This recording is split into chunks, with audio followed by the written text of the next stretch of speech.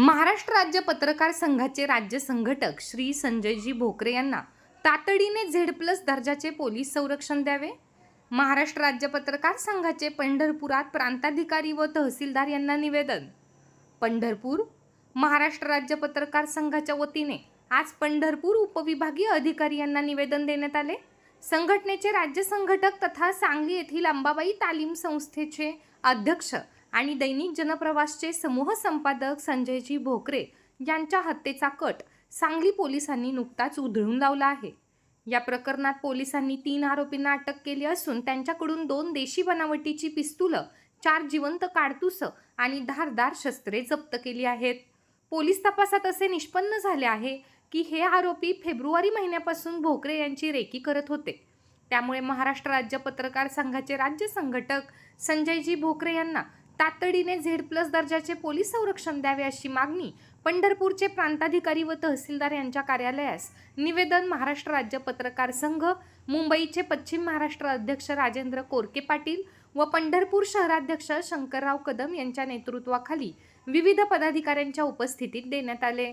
यावेळी पत्रकार संतोष मोरे, अतुल मोरे, शुभम कोरके, रोहन नरसाळे, कुमार कोरे, धनंजय राक्षे, संजय नवरे, महेश कदम, प्रमोद भोसले, विक्रम कदम, प्रमोद बाबर, समाधान वनसाळे, नितीन करंडे यांच्यासह पत्रकार संघाचे विविध पदाधिकारी उपस्थित होते. या निवेदनात असे म्हटले आहे की साधारण वर्षभरापूर्वी सिद्धार्थ संजय भोकरे यांना देखील जीवे मारण्यासाठी पुण्यामधून कट रचण्यात आला होता आणि त्या संदर्भात त्यांना धमकीचे पत्रही प्राप्त झाले होते. यावरून हे स्पष्ट होते की भोकरे कुटुंबीय हे गुन्हेगारी प्रवृत्तीच्या लोकांच्या निशाण्यावर आहेत. सध्याच्या कारवाईनंतर संजयजी भोकरे यांनी स्वतः प्लॅन बी नुसार पुन्हा हल्ला होण्याची दाट शक्यता व्यक्त केली आहे.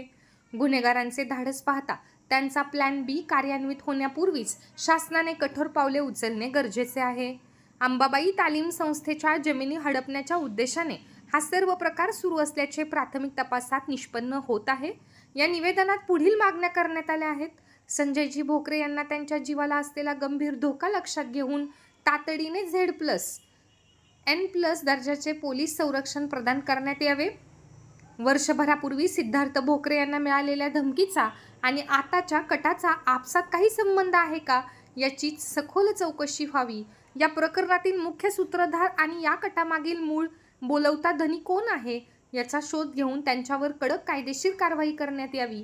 महाराष्ट्र राज्य मराठी पत्रकार संघ या मागणीसाठी अत्यंत आग्रही असून राज्याचे मुख्यमंत्री तथा गृहमंत्री देवेंद्रजी फडणवीस यांनी या प्रकरणाची गांभीर्याने दखल घेऊन भोकरे यांना त्वरित कडेकोट सुरक्षा व्यवस्था पुरवावी अशी मागणी केली आहे.